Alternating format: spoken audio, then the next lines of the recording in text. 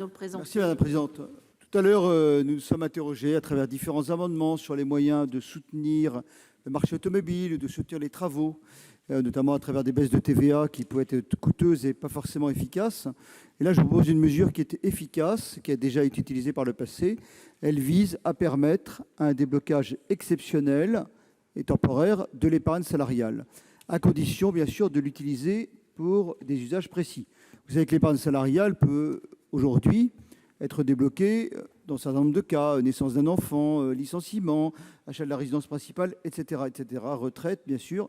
Donc, et il suffirait d'ajouter à ces conditions, pour une durée limitée, la possibilité de débloquer son épargne salariale dans un montant, bien sûr, limité, 8 000 €, si on utilise soit pour des travaux sur sa résidence principale, soit pour l'achat d'un véhicule. Voilà, c'est une mesure qui a fait la preuve de son efficacité par le passé.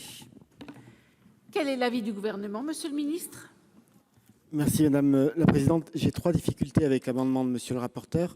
La première, c'est la difficulté que nous aurions à contrôler la condition que vous posez au déblocage de cette épargne, dans la mesure où l'achat d'un véhicule qui s'inscrit dans la transition écologique ou la réalisation de travaux sont certainement des pistes intéressantes, mais je ne sais pas comment nous en mesurons l'effectivité.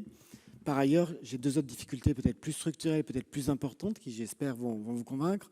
La première, c'est que vous avez dit vous-même, et c'est un constat partagé, que la période de crise que nous traversons s'est traduite par une augmentation très conséquente de l'épargne des Français sur des produits qui nous paraissent plus rapides et plus simples à mobiliser, voire à liquider, que les objets que vous proposez dans l'amendement.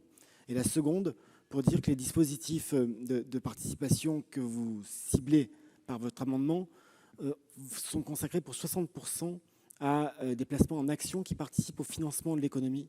Et un déblocage de ce type d'épargne-là, anticipé, accéléré et encouragé, nous paraît poser des problèmes structurels, de financement des entreprises et des économies. Et nous trouvons un peu dommage de prendre ce risque alors qu'il y a d'autres produits d'épargne qui peuvent être mobilisés aujourd'hui. Monsieur le rapporteur général. C'est limité à 8 000 €. Et ça, donc... Je vais mettre aux voix cet amendement de la commission avec un avis défavorable du Gouvernement qui est pour son adoption, qui est contre. Il est adopté.